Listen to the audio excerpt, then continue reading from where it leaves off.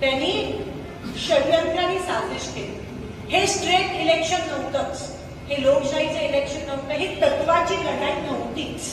तरी तुम्ही लढला, तरी तुम्ही टिकला, त्याबद्दल तुमचे मनापासून आभार मानते.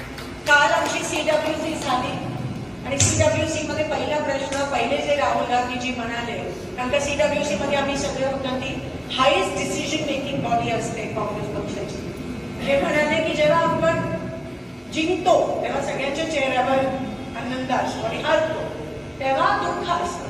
ते म्हणाले जरा उलट करा, कारण का आपण हरलो नाही आहोत, ह्या विजयच आहे.